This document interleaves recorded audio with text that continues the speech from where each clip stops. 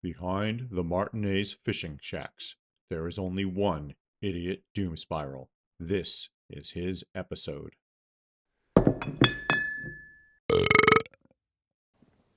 Hey, idiot doom spiral.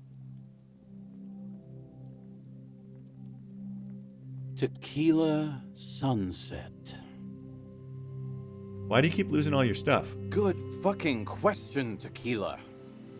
If I knew the answer, you think I'd be hanging out on a beach in this formerly premium but now extremely dirty two-piece lycra tracksuit? Probably not. I used to own my reality situation. My business buddies and I had our own creative services agency.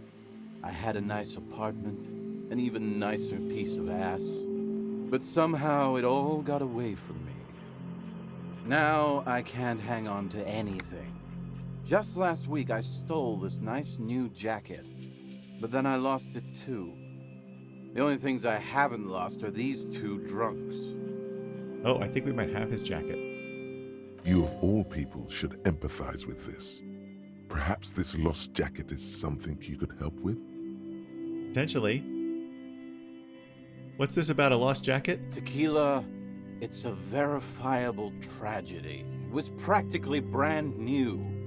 Sure, it didn't really go with my lycra threads, but it did itch a lot less. Say, you're a detective, right? Maybe you can help old Doom Spiral out. Solve the case of the missing jacket. What do you say, Tequila? Wait, you're asking a police officer to help find a jacket you stole and then lost? Yeah, exactly. You're here to serve, right? I guess so. Okay, sure. Where'd you lose it? If I knew where I lost it, don't you think I'd have it? I mean, maybe I was up by the boardwalk, or walking along the beach, or checking out the abandoned fish market. Yep, I think you were by the boardwalk. That is a lot of places. Somewhere north of here, that's for sure. You could ask around, see if anyone's seen it. Okay, I think we have it. And now we can't choose that, but that's okay. Let's ask him about the name of his agency. My agency, man. The Boom Boom Room. Our concept was combining high art with the lowest forms of marketing. The color red, breasts, and oil painting. Okay. I convinced my partners to reinvest some of our profits in an even more high-concept cultural incubator called Thin Air. The artists were happy, the clients were happy. I wonder if we can connect this guy with the Wompty Dumpty Dom Center. I was financing a group of poets in East Revachol who were developing a new universal poetic language. But then it all went to shit. Of course it did. Sounds intriguing. What say you, Art Cop? If it sounds like it makes no sense, that's because it doesn't. While I personally believe that mixing oil painting and breasts to make ads isn't high art, it's cynical wankery, I'm gonna say, man, mixing high and low, commodifying culture, that is extremely my shit. I know! It was fucking awesome! Too bad I went on a jog, unleashing a cascade of doom that washed it all away. And what's up with the tracksuit? What? You've never seen 100% lycra before? Go on, feel that primo material. He extends his arm. You really shouldn't touch it. I'll just admire it from afar, thanks. That might be the right idea. This here is one of the last of its kind. Should probably be in a museum, honestly. Can't get it anymore. It was too primo, even for Grodd. Yeah, that's definitely why I'm not touching it. By primo, he means possibly carcinogenic. Lycra, TM, was a synthetic fabric developed by manufacturers in the middle 40s. Notable mainly for the swishy sound it makes as the wearer passes by. What a swishy sound. It's also known to become extremely itchy if not properly cared for. Ah, that would explain why his new jacket was less itchy. Wow, you're lucky. He never lets me feel it. Thanks, Rosemary. That's because your paws are fucking filthy, Rosemary. We're right next to the bay. You could wash them anytime. Okay, idiot doom spiral, what about the other drunks? My fellow members of the Union of Moribund Alcoholics? They're exactly what they look like. Hey, Tequila! You wanna buy some speed? You got more already? We just bought your speed. Shut the fuck up, Rosemary. He's a cop, remember? I thought he was a cool cop. Don't call Abigail. Okay, we won't. And this is Abs. So yeah, that's basically us. We drink together. Okay. Let me ask you something else. I'm all ears, Tequila. Found your jacket. Ah, Tequila. I knew you'd come through. That's fucking great, man. Got a little more than I bargained for, too. What's that supposed to mean? There was a dead body nearby. What's that got to do with my jacket? It's a pretty freaky coincidence, Doom Spiral. What do I care about some local stiff? You gonna give me the jacket or no? Fine, take the stupid jacket. Let me see. What? This isn't my jacket. My jacket was beautiful. This is fucking filthy. What am I supposed to do with this? What do you expect? You left it outside for a week. I'm not taking a disgusting pile of oboe rags. I may be in an irrecoverably decaying orbit, but I've still got standards. Oh, do you? Either bring it back the way it was before, or find a dumpster to burn it in. And he hands it back to us. You know, despite the guano, it looks like the jacket itself is stain resistant. It may just need a good scrubbing. Oh, alright. I guess I didn't see what task we got, because I was looking over here at the right, so I guess we can maybe wash it somehow. Have you got any more stories, Idiot Doom Spiral? I do. But as you can see, my fuel tank is running quite low. If you catch my drift. I've got some sweet Commodore Red. Classy. He snatches the bottle and pushes the cork in through the bottleneck. Also quite classy. The tale I'm about to tell you is an urban legend particular to Martinez. That said, I first heard it from a former bicycle courier in Koran. There are many variations on the basic story, and the details often conflict. What everyone agrees on is that nobody knows the exact nature or identity of the phenomenon. Ooh, the phenomenon. Are you telling the story of the Headless? Shut the fuck up, Rosemary. Yeah, Rosemary. Summer of 44. 17-year-old Gertrude Het is walking home from a late shift at the harbor. It's almost midnight. She stops for a cigarette near the canal. Uh-huh. The streets are warmed by a southerly breeze. The lights of a passing motor carriage bloom and fade in the distance. In the harbor's dark, her cigarette is a beacon, dancing alone. The image comes to you effortlessly, as though you'd walked the same streets yourself 1,000 times. Our heroine finds herself enjoying the peace and quiet the canal provides. He looks up to the skies as if searching for peace himself.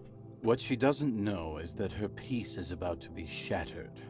From behind her comes the clattering of hooves. Startled, she turns around, and what does she see? The Giant of Coco Nur? What? No, I told you this is a Martinez legend. It's a man. The pause is long and dramatic. With no head on his shoulders. Wearing a FALN tracksuit, searching for the legendary FALN cap that went missing when he lost his head. Aren't we wearing a FALN cap? That's super spooky. Yes. According to legend, young Gertrude Het had to endure years of psychotherapy before she was able to look at a horse or tracksuit again. And she's one of the lucky ones. Wow. I can't imagine going through life without being able to look at a horse or a tracksuit, especially a tracksuit. Gertrude Het may have been the first to witness the headless FALN rider, but she wasn't the last. Oh no. There were more? Tell him about the two feminists by the locks. Fuck, Rosemary, they were dating. No one said they were feminists. Everyone always misremembering this stuff. This wouldn't be the De Ponte Delgado case, would it? The what now? What? You know it. I've read the case file. But please, go on. Oh, how interesting. Right. Early autumn of 46. Ula de Pont and Eva Delgado are fishing near the waterlock long after the sun has set. The wind picks up. A sky already dark now blackens. Water starts falling from above. The first cold rain of the season. Two women stand on a small outcropping of rocks. One of them is wearing a purple raincoat. Thin lines reach out from the rods into the sea. Small droplets start appearing on the surface with increasing frequency. The women are caught in the downpour. They act quickly. Eva gathers the rods whilst Ula turns around to reach for the tackle box. Then what happens? When she sees something, her shriek is so violent that the residents of the nearby apartment building believe lightning has struck. But there is no lightning. Only a heavy downpour and the silhouette of the Headless FALN rider looming on the horizon.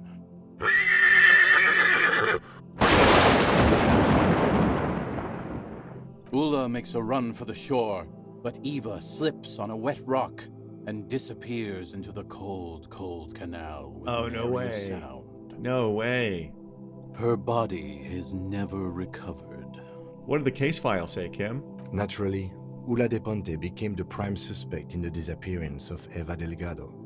De Ponte maintained that it was the so-called Headless FALN rider and that she ran, fearing for her life.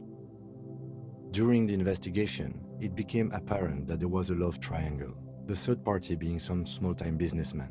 I don't remember the exact details. The leading theory was that an argument broke out on the jetty and De Ponte pushed Delgado into the canal, then cooked up this stupid cover story.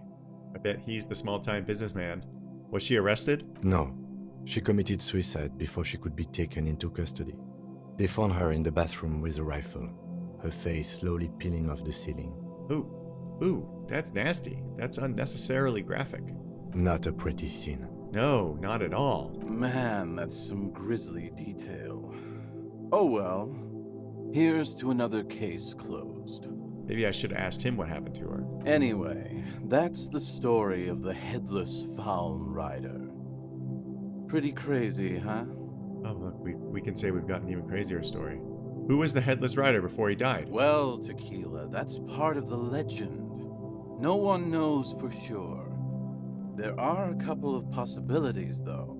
Some say he was an undercover cop who blew his cover and got beheaded by the vicious gang he had infiltrated.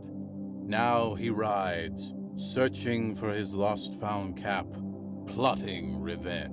Others claim he was a professional jockey who veered off course during a steeplechase, ended up in somebody's backyard, and got decapitated by an exceptionally taut clothesline. Oh, that's a terrible way to die. Even decapitation couldn't stop his commitment to the sport. Are you that committed? I'm not sure we are, Physical Instrument. Personally, I think he was just some guy who hanged himself from a really tall tree, and the fall was so violent that his head came clean off. Oh, that's pretty gross. Coincidentally, at that exact moment, a horse happened to pass under him, and his beheaded corpse mounted it, where it remains to this day. But then, no one really knows. Yeah, that last one, though, seems the most plausible for sure. For some reason, this does strike you as the most plausible theory of them all. Inland Empire, I love you so much. I've got to agree, your theory sounds the most plausible. Isn't it? All the pieces fit together perfectly. That's how I know it's right. I agree. Anyway, to each his own. You want to hear any other stories? I've already seen some weird shit on this case. A headless jockey in a tracksuit fits right in. Hard to argue with that, I suppose. That's the reality situation for you. You think you got a handle on it, then blam! It throws some wild shit at you. That's why it's critical to stay well hydrated. That's nothing. I've got an even crazier story. Yeah? Why don't you go eat shit, Tequila? There's no way you know a better one than that. The gnome of Jeroma dissolves its victims with acid. Acid gnomes? Sounds like a stupid, low-concept band name. Acid gnomes does sound that way. Alright, let's try the other one. The giant of Coconur is as big as a mountain. Giants? That the best you got? Give me a break, Tequila. Oh, man. Okay. Okay, whatever became of the Headless FALN rider? No one knows. Some say he stalks Martinez to this day, and can be seen near the canal when the clock strikes midnight. We are going to check the canal at midnight, though. He won't, though. Because it's just a stupid legend. I saw him one night when I was right shit-faced. That sounds plausible. Got any more urban myths? I actually do have one. The strangest of them all. But I'll need to fortify myself before I can tell that one. Of course you will. Do you have anything to fortify old Doom Spiral? Tell me you got some story juice. Man, you're really bleeding me dry here. I don't want to give you any more. We're not going to do it right now, but we could come back later, I think. It's very hard to tell a story when one's mouth is dry. Okay, we're going to try that later. Be seeing you. And this should be our thought internalized. The precarious world. How not to lose. It is impossible not to. The world is balanced on the edge of a knife. It's a game of frayed nerves. You're pushed on by numbers and punitive measures, pain, rejection, and unpaid bills. You can either play, or you can crawl under a boat and waste away, turn into salt, or a flock of seagulls. Your enemies would love that. Or you can fight. The only way to load the dice is to keep on fighting. Very nice. Let's look at the bonuses. Critical success and failure thresholds lowered by 1. Oh, I'm not sure what that means. I thought critical success was double sixes or boxcars, and I thought critical failures was snake eyes. I'll have to see what I can find out. Meanwhile, check out this art. This is really cool.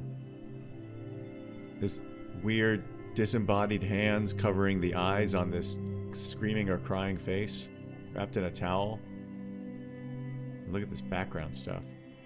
Really neat. Really neat. Okay, let's accept it. Very nice. I think we're gonna do Homo-Sexual Underground. I don't see any reason to wait, and there's no temporary bonus or negative. And we should do it.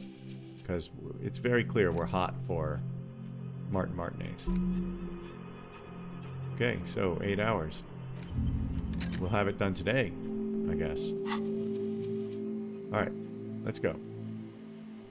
The woman who gave us the sleeping shack is a washerwoman.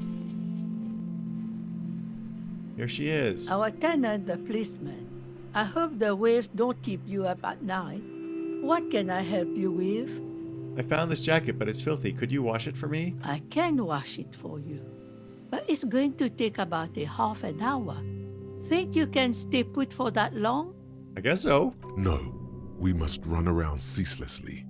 It would be torture to stay put. Okay. I could use a breather. It's been another track and field day. Yeah, okay, we'll wait. Well, hand it over then, and I'll see what I can do. Oh. That was an easy half an hour. Must say, I'm proud of this one. It's pretty nice underneath all that filth. I hope you take better care of it than its last owner. Okay, that was only 15 minutes. It wasn't half an hour. Okay. Thank you, lady. Appreciate it. Hey, kids. Doom Spiral, we have your jacket. Tequila Sunset. Okay, here's your jacket, freshly washed. My jacket? Yeah, the one you had me clean the seagull shit off of. A look of consternation crosses the man's face.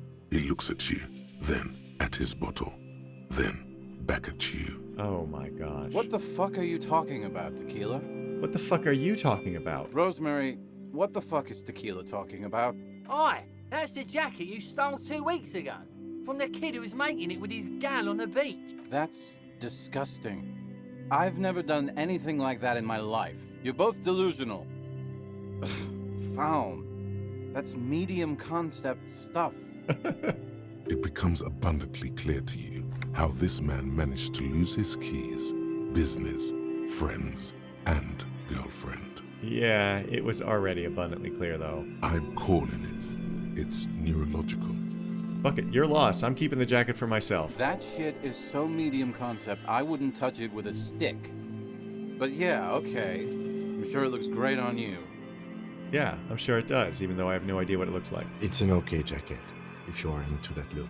Be seeing you, butthead. Okay, Let's step aside for a second. Oh. I have something I want to talk about. Oh, okay. Wow. What's up, Kim? I've been meaning to have a little chat with you about your sense of style. My style? What about it? I'm glad you finally started dressing a little more like an officer of the RCM. Keep it up. Regular cop, regular clothes. The lieutenant regards you for a moment, unsure whether you're making a joke or not, and if so, whether he should acknowledge it. Right, detective. You are one regular cop. You know the expression, the clothes make the man? The right outfit in the right situation can make all the difference in the world. Oh my gosh, we could say I'm not taking style tips from someone who dresses like a washed-up tip-top racer. That's funny, but we're not going to say it. Okay, you're a sharp-dressed man. We could be style buddies. Let's not get ahead of ourselves, detective. A warm smile. Oh, he liked that. Anyway, we should probably get back to the case. Let's go. Okay, thanks, Kim. Well, that was nice. Let's see what this jacket is. Let's see. Oh, this is the jacket. Whoa. +1 pain threshold, +1 half-light, and our current jacket is Esprit de Corps and Shivers. Ooh. Ooh. Oh, really? I like that jacket. But I also like the Shivers, and the Esprit de Corps has been helping us for sure. Okay, I'll think about it.